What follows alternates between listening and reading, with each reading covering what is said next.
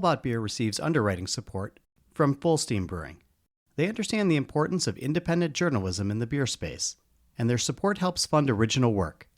Learn how you can affordably support journalists by visiting allaboutbeer.com/support.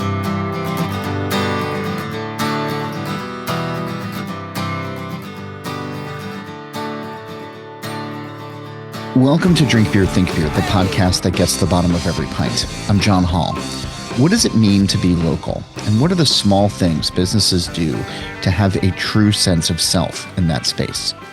A few weeks back, Wheatland Spring Farm and Brewery in Virginia celebrated 7 years of operation with a chill little festival that brought local artisans to its sprawling farmland. To kick off the day, owners Bonnie and John Branding invited me to moderate a storytelling panel where their friends and colleagues from the beer, food, and wine industries could go deep on topics that matter to them. And you're going to hear that all in just a moment. But first, I'll invite you to keep up with all of the events that we have going on, as well as other things, by following our social media.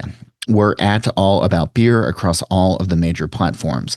And if you have comments, guest suggestions, or just want to reach out, you can always email me at johnholl@allaboutbeer.com. That's JOHNHOLL. And speaking of email, if you go to our website, you can sign up for our newsletter. That's one of the best ways to get all we're producing right to your eyeballs. We're also supported by you. Please head over to allaboutbeer.com/support and learn how just a few bucks can have a huge impact in supporting original journalism in the beer space. On that note, thanks to this episode's sponsors. Today's episode is brought to you by Stomp Stickers. Stomp makes it easy for breweries to stock up on the essential packaging and promotional supplies all in one place. From beer labels and keg collars to coasters, beer boxes, and more, they've got you covered. Plus, every product is backed by their 100% satisfaction guarantee, and their full-time support squad is ready to help anytime. Visit stompstickers.com and use code THINKBEER for 15% off of your first order. If you're running a brewery, owner or operator, Beer 30 by The Fifth Ingredient is the ultimate command center. The most powerful brewery management software on the market, Beer 30 handles the entire brewing workflow from recipe development to production. Once your beer is brewed and ready, it seamlessly manages your inventory and streamlines your brewery's sales and distribution, all in the same easy-to-use platform. Beer 30 lets you get back to the beer and to the people that made you fall in love with this industry in the first place. And no other brewery management software gives you the ability to truly master your business and get the insights that you need to thrive in an increasingly competitive industry. Visit thefifthingredient.com/allaboutbeer today to learn more and receive 3 free months of Beer 30. This is a storytelling session recorded before a live audience at Wheatland Spring Farm and Brewery in early June 2025. John Branding, the co-founder of the brewery, put together the group with the aim of a storytelling session to be a little bit different than a panel discussion. His goal, he says, was for it to be an opportunity to share an aspect of the guest's approach that encapsulates what they're about, something they're passionate or excited or proud of. I had some prompts from John and dove into the stories of each of the assembled to hopefully add further context. But really, this is a long-form storytelling from each of the guests, so it's going to sound different from other podcast episodes. You'll hear from Rubba of Oyster in Washington, D.C., Christian Gregory of Dre Fontainen, Ben Sedlins of Quartz Wood Farm Winery in Virginia, and we start with John Branding to set the tone. John, I want to start with you and the maybe not so simple question of where are we? Thanks, John. And thank you everyone for being here. It's kind of crazy. This is 7 years. Went by in a flash, and it also took about 100 years. So we really appreciate everyone being here and all the support. Very grateful to the folks next to me, Rob, Ben, and Christian. I really look up to these guys. They do a fantastic job in what they do, and for them to be here to spend their time with us really means a lot. So we really appreciate it. To answer your really simple, straightforward question of where are we, we're here at Wheatland Spring. It's been around since 1832. behind us are fields of usually barley or cover crop. There doesn't look like much is going on now, but there is quite a bit going on. We're in the middle of a crop cycle in a rotation here. I guess there's a couple different ways I can read your question. It's open to interpretation. How this came to be. So, at a very high level, Bonnie and I, many years ago, came to the conclusion that we were looking for something more. We couldn't find it. We were looking for some sort of connection with the land, something more sincere with our community, in a way, at a higher level, how we could affect positive change, play some sort of role in regional identity. So trying to create something that gets people together and also create some kind of anchor for people to feel proud of where they're from and build that around food and drink, which is the most elemental thing we could think of. I'm going to take a tangent here. Just ride with me. I'll land the plane. I promise. That's fine. This is it. It's your land, man. So we years ago we lived in Europe for a while, and what made a huge impression on us was this connection that folks had between their food and drink and their culture, and the pride that they had. And you could travel an hour west and have a totally different culture based on the food and drink from there. And it wasn't a novelty, and it wasn't a gimmick. It wasn't a marketing gag to say this is local beets or local beer, whatever it is. It actually is real, and so there's a sincere connection that people had there. And when we came back to the States, what we saw was a lot of the commoditization in a lot of our food and drink. And there's a lot of benefits to that, supply chains and economies of scale and all sorts of things like that. But there's a huge trade-off that we made years ago, implicitly or explicitly, that when we reduce the cost of calories per unit of whatever the food is, which we did, it changes our relationship with our food and our drink and our communities. You don't know your farmers anymore. You don't know the people who supply the food and drink that you consume. And we wanted something different. We wanted a different way to do that, and we weren't able to find it as readily as we wanted to. Rob wasn't on our radar at that point, or else we wouldn't have done any of this. It just would have been easier to go eat at Oyster. Maybe not for Rob. Yeah, that's right. That's right. And so it really turned into this passion for us, this idea of making something, growing a community around a common belief that we can grow and make and do things at a very local level in a very sincere way that'll resonate with people, and it will hopefully then start to create a little bit of momentum. And lucky for us, there's other kindred spirits in the world who share the same belief, and when we get together, it's an empowering community, and we root each other on. And here we find ourselves 7 years later somehow, where we keep growing and more people keep supporting the initiative, and we're really grateful for it, and it gives us more strength that we can continue on.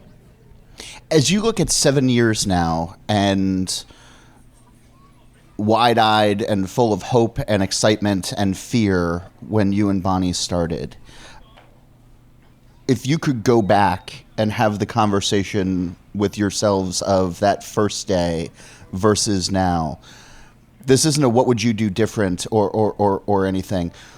What would you want them to be excited about that they didn't know was going to happen?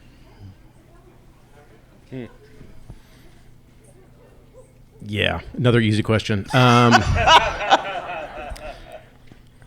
What's fun is John sent me questions for everybody else, or sort of teed up what all of these guys are going to talk about, and gave me no notes. So this is fun for me to just blindside you with this.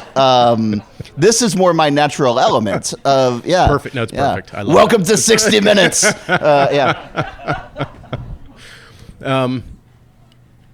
So I guess there's part of that is the thrill of running into the fog at full speed, not knowing where the precipice is. That's also the terrifying part of it. I guess the hopeful part is that, well, let me start with the scary part. So Things are going to go wrong that you can't even possibly imagine. So worrying about it doesn't really make a lot of sense because you can't possibly plan for that stuff. It just comes out of nowhere. It's the black swan events that you... When we did our business plan, we said, as long as there's not a zombie apocalypse or an implosion of the federal government, we should be totally fine. Yeah. Other than that, Mrs. Lincoln. Yeah. I'm not going to tell you about the third meteorite strike that we had in there too, because I'm afraid that'll manifest as well. So, but I think for us, it's don't worry about the stuff you think you need to worry about, because the stuff you actually need to worry about you can't possibly know and plan for. So that's where resiliency comes in.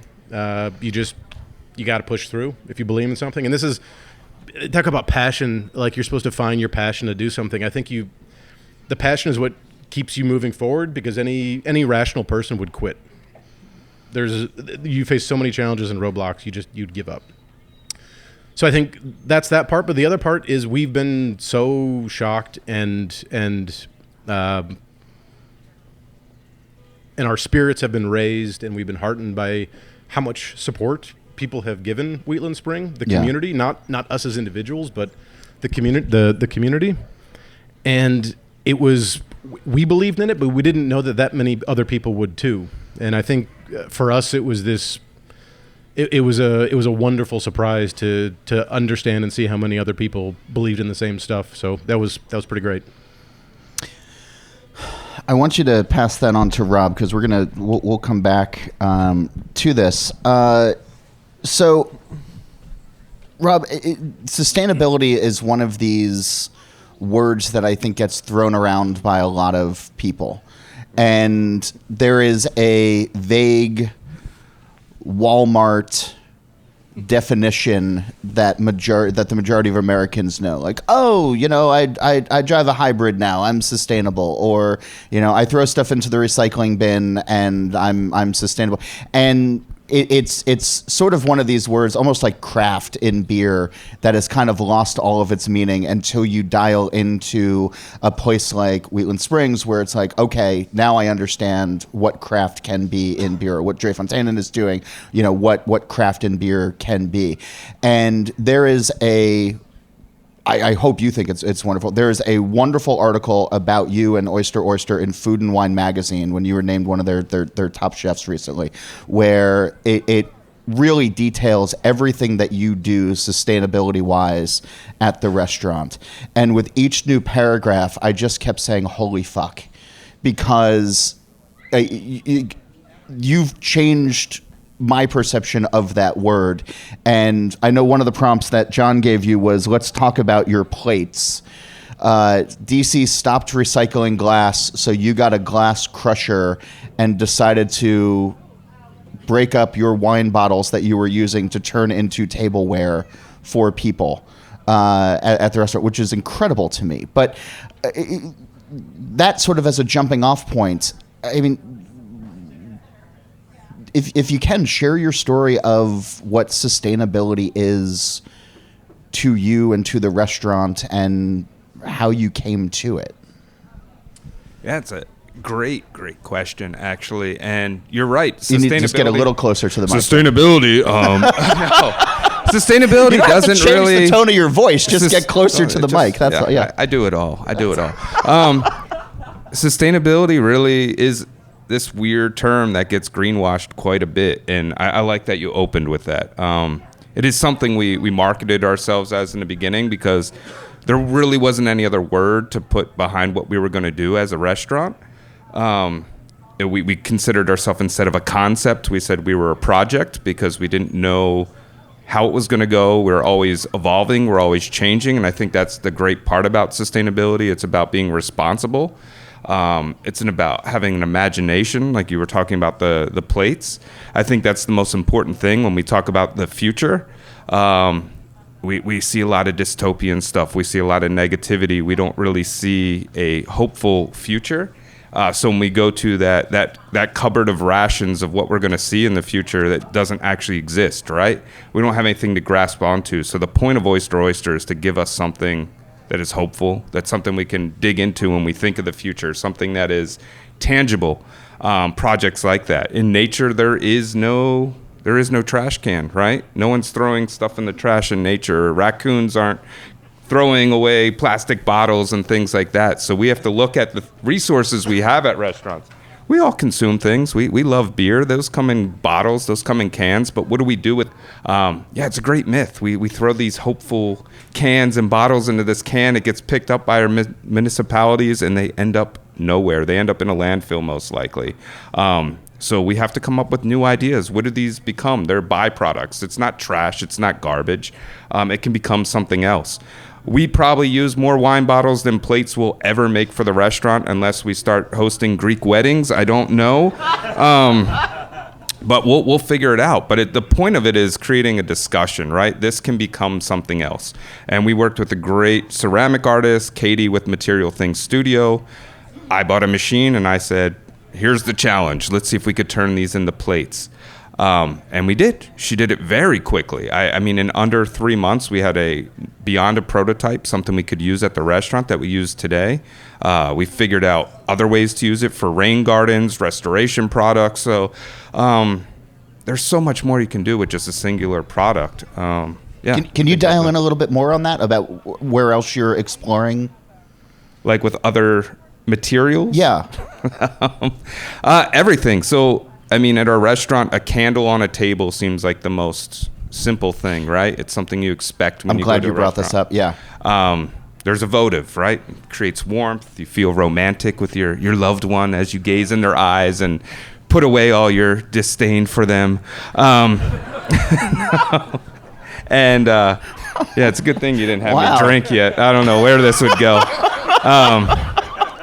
But is your place like the number one place for breakups in DC? I don't understand what's happening here. We've had a few. You'd be surprised. I'll tell you a true story. We had someone break up after a 7-year marriage at our restaurant. Awful. You watch someone cry the entire time while they're trying to eat this meal you've spent months planning and working on. And then 3 weeks later, he came back with his new person. So we break and we bond. That's what we do. It's the kintsugi of the world. But so we have a candle on the table, and majority of people, you don't know where this comes from, the fragrances that are put into it, who knows. So is there something we can do? We do serve oysters at the restaurant. We have an oyster shell. We can do that restoration project, send it back to Chesapeake. We can rebuild reefs. We can add it to our compost, add in calcium and all this. So we do those things, but what else can we do? So oyster shells, a nice little cup, right? It holds an oyster in there, holds mignonette, so why can't that be a candle? So we've taken the oyster shells, and then we figured out we could use our cooking oil that we deep fry a few things in. We can strain that, mix that with local beeswax, and now we have a candle. And that votives get made in our restaurant. We have a huge arts and craft program, as you can imagine, where people are just making things constantly for the restaurant. But once again, it's a good conversation starter that things aren't trash. They're actually other materials, and we can keep building upon that. But even the rosemary that you're scenting these candles with are coming from a farm. And then if you buy them on the website, it comes packed in seaweed mulch from Maine. Man, you really did your research. I love this. Again, welcome to the Thunderdome. Yeah. I love it. Yeah, so... Because really. That's cool just on its base level, but then everything that I've been reading about it's not just that it's sustainable. We're reusing oyster shells. This is fun for votives. It's every aspect of it. It seems. Everything should become something else. So yes, instead of putting packing material in there, we use seaweed mulch. Essentially, it's great fertilizer. In that, the instructions of how to take care of your candle, what to do with it when the oyster shell's empty, etc., are all printed on recycled paper that's embedded with wildflower seeds. So you could toss that in your garden and promote pollinators. That mulch there is going to help fertilize the soil, and the box it comes in is compostable as well. Yeah, that's it. That's it. Nothing else. No. What do you do with the shell when you are you just encouraging people to compost it or compost? There's a link for how you can make your own candles at home. That's the thing. You don't need to keep buying them from us. You can continue the process yourself. We just plug it. www.oysterOysterDC.com. Head to the shop, buy a bunch of stuff. No, that's really. That's really the not kitchen it. tape T-shirts. I might yeah. have one in my cart right now. It's I'm gonna have a couple more beers and then have impulse buys later on. Is there? You've obviously thought deeply about all of this and going to those deeper levels. As you think about continuing on this journey, has there been something you've come up against that you haven't been able to figure out yet? As far as like the voters is a great example of, okay, yeah, we could just compost this, we could just toss them, we could just whatever, going a little bit deeper. Have you found something that? Yeah, I mean, there's definitely things. I mean, one thing, we operate a restaurant. We have to abide by certain health codes, right? So we have to have certain chemicals to clean dishware and things like that, but that all comes in plastic. There's not really a way around that right now. I think that's a hard thing, and what do we do with that material, I think, is difficult. Convincing our beloved local farmers to not always put things in plastic bags when they bring it to us, I think, is hard. I mean, they don't have enough customers, really, to like invest in the kind of closed looped packaging we'd love to see. So we ourselves take a chunk of our profits and try to put that back into it. But that's kind of difficult because they're working with a lot of people who don't care about the same things we care about. So how can one restaurant convince them their 200 clients to change the way they think? So that's always a difficult hurdle for sure. I want to pass it on to Christian, actually, because I'm going to jump around a little bit here. John was talking about his fields and what he's growing here, and I'm not overselling it when I say that Dreifontein is one of the most important breweries on the planet. From a beer drinking standpoint to a process standpoint to a historical standpoint, it is wildly important to the DNA of beer in the world. And when John was talking about his fields, you all have started this cereals collective, or it's been going on for quite some time. And as I was diving into it, what I was struck about was it's something that probably war made this happen, essentially, the cereals project, right? I mean, it was looking back to World War II and the fields being decimated and agriculture being decimated and just the way that sort of the world changed as well. You guys are trying to right some of the wrongs of 60 years ago, 80 years ago now. And so talk about the Cereals Collective and the importance to not only the beers that you all are making, but sort of, the country, the land, the farmers. Like there is, I know it's a lot to unpack, but like John thought he had hard questions here. And this was yours, right? Right now, Ben should be terrified. Well, I guess, but I'm going to ask you about gin. So I guess first off, I'm the least important part of a very important brewery. I'm the only non-Belgian U.S. guy. I've been honored to be part of production a few times, but I'm not like these guys who are doing it every single day. So if I say I don't know, I apologize in advance. But yeah, no, I mean, I think war is a huge part of it, obviously, but also just industrialization in general. What makes sense to grow, what makes sense to, what people can't make economic sense of doing. Yeah. I mean, on the website, it's called shackled by, that we are shackled by industrial agriculture is the way the brewery puts it out to the world. Absolutely true. Yeah. So it's all that. And so, oh man, where to begin? In terms of war, and this is more like talking about our production process and what lambic is. Lambic being spontaneously fermented beer that was traditional in one specific region south of Brussels, going back arguably 300 plus years, but the modern interpretation to say that the late 1800s. what the Second World War did was bring in outside tastes. So, and this is all apocryphal, just lore amongst the brewers, but they've been saying it for decades, so I'll just believe it. We have some sort of like semi-primary source stuff to support it. But basically, resources were scarce following, both wars. But the biggest thing that changed people's taste in what we're doing specifically, so this lambic, is American GIs bringing Coca-Cola. Belgians like Coca-Cola too. It's sweet. It's like, it's easy to get into, I guess.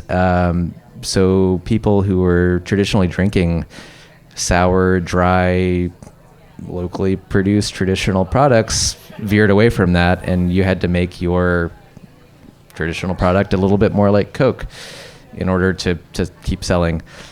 Meanwhile, there was also a proliferation of German lagers that came in steel kegs. Yeah. They were cheap, they were easy, they would get you drunk, I guess. And lambic was more of like a sipping thing you would have in the local cafe with all the gray-haired folks. It fell out of fashion, and a lot of producers recognized that. They moved on to filtering, pasteurizing, sweetening their beers, of course using industrially sourced grains. Hops are notoriously difficult to grow, and the type you need for lambic are even harder to grow. All of that sort of pushed the lambic industry toward, like John was saying earlier, commoditization. What's easy, what's consistent, and what can we make our living on? Driefontein is one of, say, two breweries, the other I would say being Cantillon, that more or less were too stubborn to get away from that. Yeah. We each in the 70s and 80s had like departures. Cantillon did some sweetening that they freely admit to, and then came back. Driefontein did forced carbonation, just made it easier and more consistent, and then came back. I guess the taste developed following those wars and all the hardship and all the other stuff surrounding it. I mean, you had people, breweries were entirely scrapped for copper, for whatever else that was needed for the war effort. So everything was sort of in devastation. It was a rebuilding from scratch, and unfortunately there were all these outside influences that sort of like steamrolled the culture, and just the technique that went into making these beers, and principle too. We're sort of working to get back to what, who knows what it was. Like I said, it's all sort of like he said, she said, in terms of what the culture was like in 1920s Brussels or whatever. But we're trying to get back to what we know about that, and also embracing the sort of like modern take on, supporting other folks. I'm trying to avoid saying sustainability, but it's so hard. Yeah. But being conscious of what we're putting into the beer is important for quality, for variety, for all these things. I don't know. It's a terrible business model, but we're trying to make it work. Yeah, but I mean, so is lambic. I mean, like, let's be honest. Like, as far as but so this serial collective though of putting. I didn't even mention it. No, you didn't. That's why. So I'm bringing you back. I apologize. You willfully tried to ignore my question. No. And I should have just gotten there. No, that's so the serial collective. When I was talking about commoditization of raw ingredients, basically at this point, I think it's 1% of Belgian beer is made with Belgian-grown grains. Like literally 1%. And of course that includes like Stella Artois. So one of the, the biggest beer producers in the world. But still it's, people think of Belgian beer as this like, sort of a monolith in one way, which we might talk about later. But it's not all quality. It's industry. With the Cereals Collective, we were looking at a way to get back to this sort of, first of all, the ways that we would traditionally have worked with the local farmers, but secondly, just some of the grains that were always used in lambic brewing that disappeared, quite literally disappeared from Belgium. We had to go to seed banks in the U.S. And in Svalbard, like the Norwegian Arctic archipelago, to source some of these seeds that they had stopped being commercially viable. People stopped growing them, and then they literally just did not exist in Belgium anymore.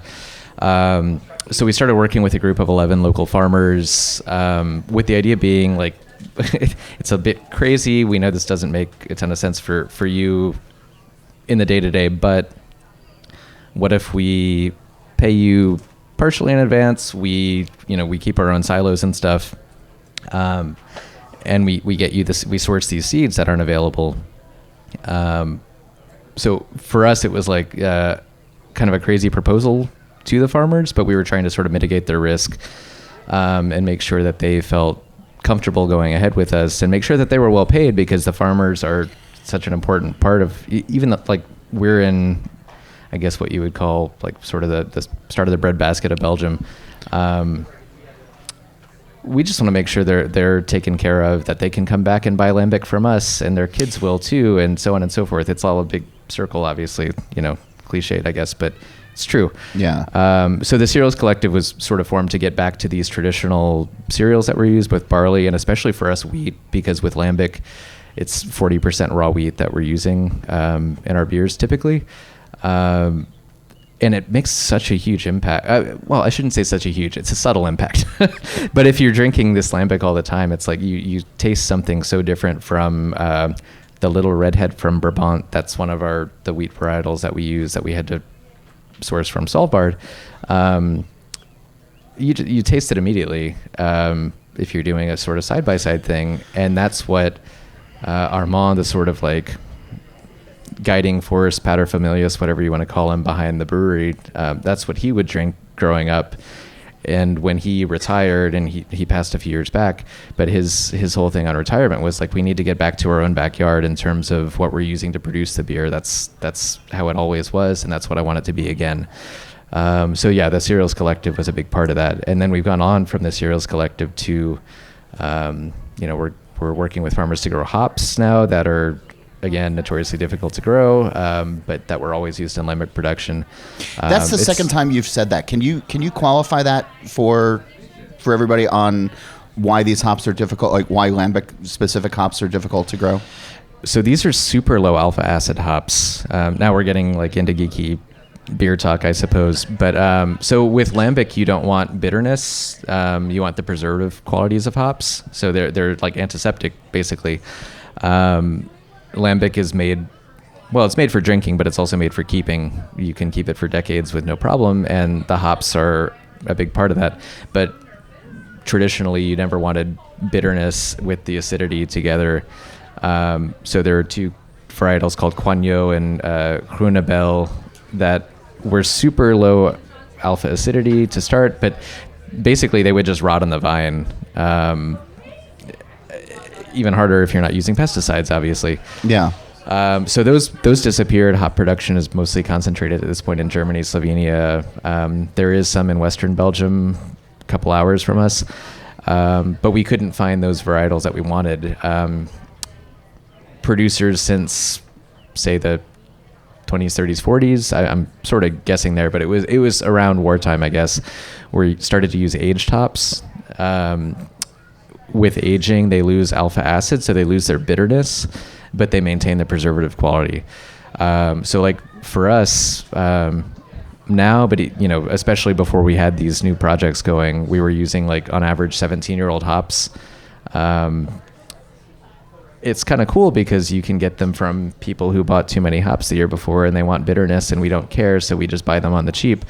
But the issue is like we're focused on having organic products. We don't want stuff in our beer. Yeah. And it's so difficult to find organic hops. I mean, I'm sure you've struggled with this. In fact, I know you have. We've talked about it. So yeah, the working on the Coigneau and the Groenebel was like our way to have our own sort of organic hop sourcing, but at the same time to get back to tradition. So it was twofold.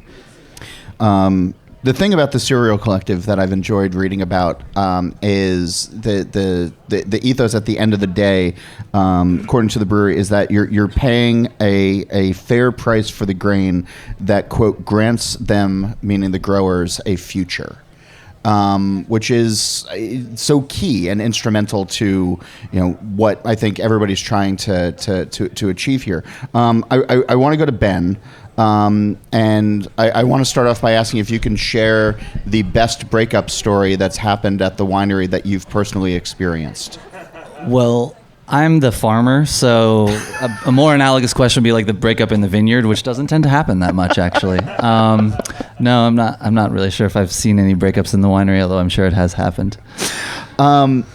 So I was in Costco a couple of days ago, and I hang out in all of the liquor and beer and wine aisles because that's what I do.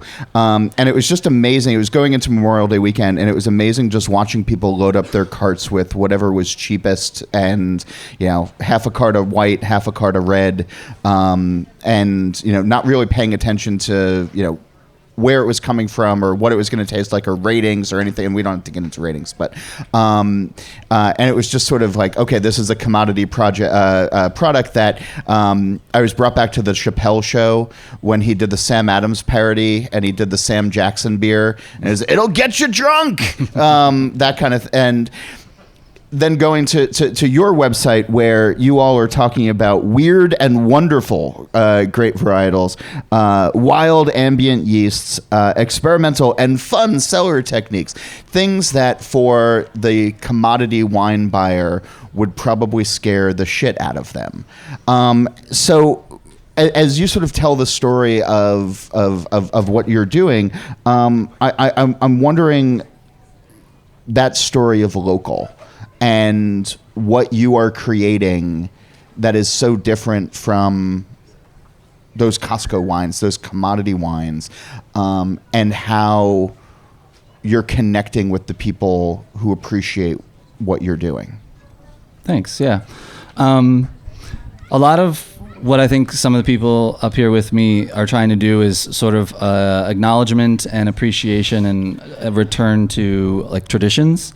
And it's so important to remember where all of this came from, and kind of keep like a foundation of what you're working on. Part of what we're trying to do with Quartzwood is maintain that appreciation for wine's long history, but also take it into the 21st century in a meaningful way. And for us, that really comes down to the varieties that we're using. There are thousands of grape varieties, of European grape varieties. So we're talking. So I know I'm at a beer fest, but if we could just have 30 seconds of like wine conversation. I'm gonna time it because I start to get twitchy. Yeah, I can do it pretty quick. Yeah. So most of the varieties of wine you've ever heard of, Chardonnay, Merlot, those are European varieties. We call that vinifera. Vitis vinifera is what they are. There's thousands of varieties. They're planted. They're grown. They're native to Europe, basically, and Western Asia. And you will probably hear me say hybrids many times while I'm sitting up here. And what that means is it is a cross between a European grape, a vinifera grape, and an American grape. And in the classic, what you learned in science class in school, a hybrid, hopefully there's some hybrid vigor going on there. You're getting the best of the parents, of both parents. So when we are talking hybrid grapes, we are talking extremely high wine quality potential from the European side of the parentage, paired with resiliency, durability that wild grapevines who are living in the forests here have to just carry on. And so one of the things that Quartzwood is trying to do is highlight these hybrid varieties to show that there are just so many that have come across in they don't have a long history. So one of the wines we have today is Noire is the variety. This is like a 20-year-old variety. Maybe no one here has heard of it. Maybe a couple of you have. It's a red variety that was developed by a breeding program in the state of New York in Cornell. And we're trying to highlight it and just show as one of a constellation of examples could be about, this could be a future. And we like Noire because it has really awesome wine quality potential, and it also is just easier in the vineyard. And so we're really trying to, it's funny, my wife Sarah, the other half of Quartzwood, recently kind of synthesized what we're doing in terms of Quartzwood, and it was community, resiliency, and imagination. And you guys have already taken all those words from me, so I'm just gonna have to fall back on that to some extent. But we're really just trying to bring the wine culture of the East Coast of the Mid-Atlantic into the 21st century, and say, not to slight Chardonnay, but I just don't think we should really be growing it here very much anymore. And as I look to the future, I hope that we can really get people interested about other things. How difficult is that? It's pretty hard. So we are small by pretty much any metric, which allows us to be nimble and more willing to take risk. So we lean into that as best we can. And so all of our lots of wine are small batches. And really we're just trying to get out in front of folks and show them, you've never heard of Chardonnay before? Let me tell you about it. I think it's kind of cool. I would love to talk to you about it. You should go to another winery someday and be like, hey, have you heard of Chardonnay? You should plant it. Because that's how this stuff goes, right? I mean, it's there's a demand for it. People get exposed to it. They like it. They understand why it's valuable, and it kind of grows from there. But yeah, it's definitely hard. The other thing is, wine, a little bit unlike beer, is really bound to these names, these varieties that people are familiar with.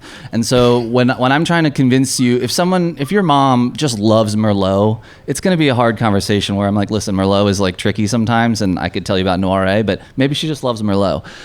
So how do we have the conversation about how big the wine world is, and decouple a little bit from the variety name. The idea of local, the idea of enjoying what you've produced, where you've made it, and John does this, and Jay Fontainen is working towards that, and obviously our sourcer, you're pointing to places, you're pointing to these things. When you have those one-on-one conversations about the wines that you're pouring for people, and you kind of see that light bulb go off for people, do you see it carry on after they leave the door? You're saying go and ask other wineries about this, and try to go, but when you have them captured in your place, in your restaurant, in your on your land, or drinking your bottles kind of thing, it's that connection that's right there. But then they walk out into a world where it's Costco box wine for $10 for 5 gallons kind of thing. Yeah. Have you been able to hold on to those folks once they leave your little orbit? Well, it's a hard thing to measure. My sense is, I want to say yes, because Okay. I'm an optimist, and I think that we are. And I think one of the ways that I can tell that is that we go to wine festivals with sort of the weirder contingent of Virginia wine, and I'm seeing more hybrid varieties. The other thing that I'm seeing is I'm seeing very talented winemakers working with these varieties, and that is another really important thing. I want the top-notch winemakers, in the state or on the East Coast, who would normally be leaning towards these European varieties for a lot of reasons, to look at Chardonnay, to look at Noiret, and say, I bet I could apply what I know and make some really cool wine out of this. And I have a market because people are starting to hear of this. So it's hard to follow somebody after they leave and know, if I've had a lasting impact when I'm pouring it. But hopefully the product that they've tasted is good enough, and the conversation continues. And one of the ways that I feel like I'm seeing that is I'm seeing more producers making really interesting wines with varieties that are different, with winemaking styles that are different. That's kind of how I would measure that.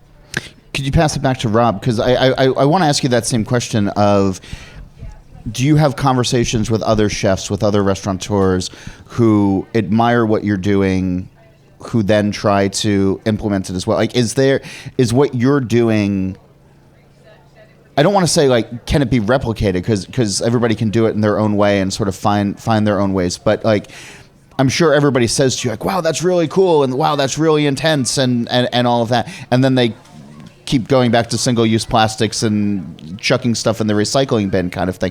Are you seeing an impact beyond your four walls, or are you even looking? Like, do you I think absolutely. I believe the purpose of the restaurant, we've always said, is for us not to be a novel thing. Like, I hope one day I'm not invited to something like this because what I'm doing is so boring. Yeah. It's just everyone does it, right?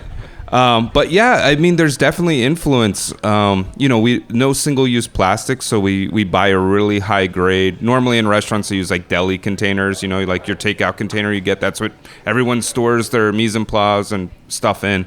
And we've deleted that. We use really high quality, long-lasting, high-end plastic still, because glass would be a terrible thing to shatter in your restaurant in the middle of service and tell everyone to go home. But chefs see that and they say, "Where did you get that? Where do you get it?" And they've implemented those into their restaurant. It actually ends up saving them money because they're not replacing things as much. Another thing is like our compost program. Like, just do it. Just put it in there. And I think there are things that we do that are definitely being implemented by our peers and our fellow chefs in our community. And just like, even if they just change one practice, it's a huge win. So, yeah. In the few minutes that we have left, I want to go back to you, John. And you put this panel together. You put this, you invited these three folks to be here today for this. What's your hope for all of us who are here that are not you four and beyond? What's the connective tissue? What's the thread that you saw to bring everybody here?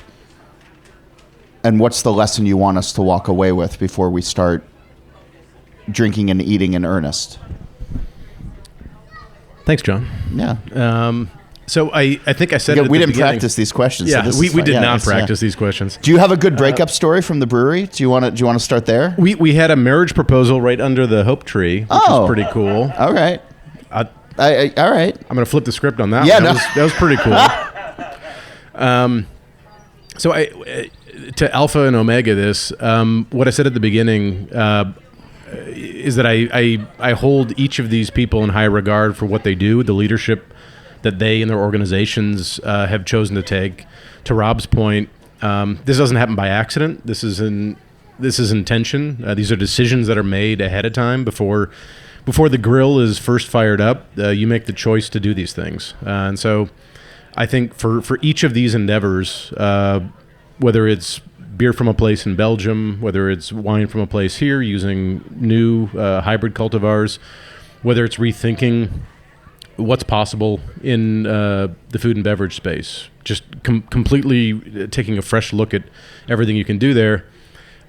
I guess my hope is that we can all see, everyone here, the impact that you all are having.